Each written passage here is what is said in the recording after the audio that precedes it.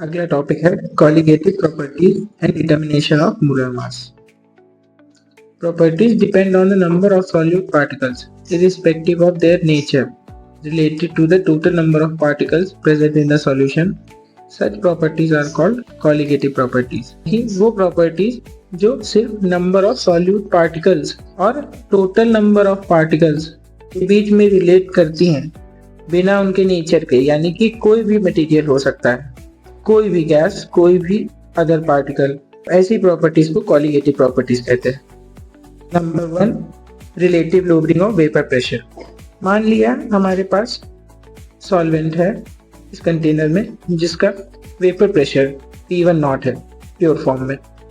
फिर हमने कुछ n moles of solute particles इसमें मिक्स किए, जिससे कि इसका जो रिलेटिव प्रेशर हुआ इस सॉल्यूशन के अंदर वो P1 होगा, जो कि mole fraction times P1 naught है राउल्स लॉ के अनुसार।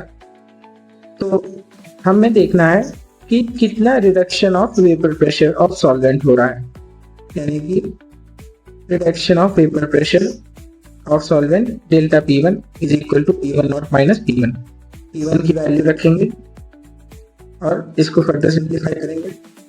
हम जानते हैं mole fraction 1 minus x1 is equal to x2 होता है। वैल्यू पुट करी वहां पे तो हमको डेल्टा P1 बराबर x2 upon x2 into P1 not मिला।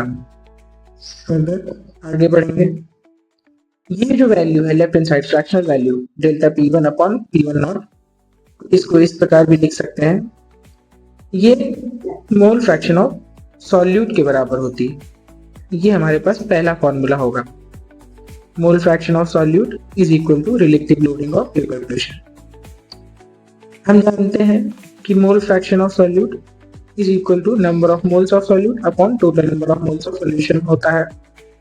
तो उसको रखने पर हमें कुछ इस प्रकार इक्वेशन मिलेगी।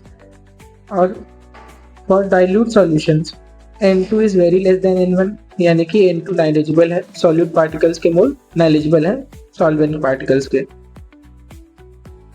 इसको रखने पर N2 अपॉन N1 मिलेगा और N2 और N1 की वैल्यू आगे रखने पर हमको ये हमारा फाइनल फॉर्मूला मिलेगा, जहां पर W1 W2 सॉल्वेंट के और सॉल्यूट के मासेस हैं और M1 और M2 सॉल्वेंट और सॉल्यूट के मोलर मासेस हैं।